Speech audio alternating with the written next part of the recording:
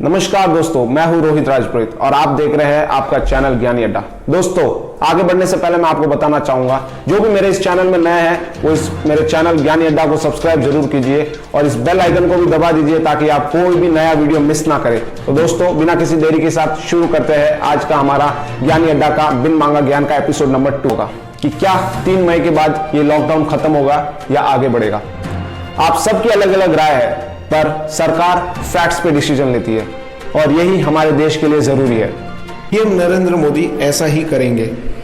अभी तक पीएम नरेंद्र मोदी ने कोई बात साफ नहीं की है, पर 27 अप्रैल सोमवार को जब पीएम नरेंद्र मोदी राज्यों के अन्य मुख्यमंत्री के साथ मीटिंग करेंगे, उस दिन शायद कुछ तस्वीर साफ हो। पहली बार जब उन्होंने ऐसी ही बैठक की थी तब अरविंद केजरीवाल ने पर्दा हटा दिया था और उसके 2 दिन बाद मोदी ने लॉकडाउन को 3 मई तक बढ़ाने का ऐलान कर दिया था। चलिए इस सवाल का जवाब ढूंढते हैं कि लॉकडाउन पार्ट 3 आने वाला है। कोरोना को लेकर जो आंकड़े आ रहे हैं वो राहत की बात है, लेकिन खतरा अभी टला नहीं है।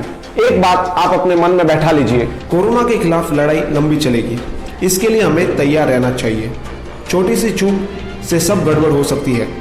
पहले तो आप ये जान लीजिए कि कोरोना से बचने के लिए लॉकडाउन बहुत ज़रूरी है कि नहीं। जो ये कहते हैं कि लॉकडाउन से कुछ फायदा नहीं होने वाला है, वे आपसे झूठ कह रहे हैं या वे आपको गुमराह कर रहे हैं। एक रिसर्च स्टडी में पाया गया है कि जिस देश में जितना लंबा लॉकडाउन चला है उस देश को कोरोना से लड़ने के लिए मदद मिली है। इटली तबाह हो चुका है। वहां 57 दिनों का लॉकडाउन था तो रिकवरी रेट 29% रहा। रिकवरी रेट का मतलब भी समझ लीजिए। कोरोना के जितने मरीज हैं उसमें से कितने सेफ हुए उसे रिकवरी रेट के आंकड़े से समझा जा सकता है। चीन के वुहान में सबसे लंबा 77 दिनों का लॉकडाउन रहा, वहां रिकवरी रेट 93%। स्पेन में 57 दिनों के लॉकडाउन में 41% की रिकवरी रेट रही। फ्रांस में लॉकडाउन 56 दिनों का था तो वहां रिकवरी रेट रहा 25%।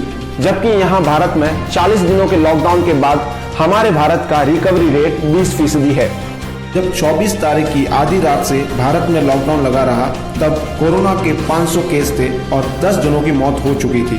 ठीक 1 महीने बाद हमारे भारत देश में 26,384 कोरोना वायरस के पॉजिटिव केस पाए गए और 864 लोगों की मौत हो चुकी है। धीरे धीरे बड़े शहरों और महानगरों से निकलकर ये वायरस अब देश के कस्बों और छोटे छोटे शहरों तक पहुंचने लगा है और ये ट्रेंड बहुत ही खतरनाक है।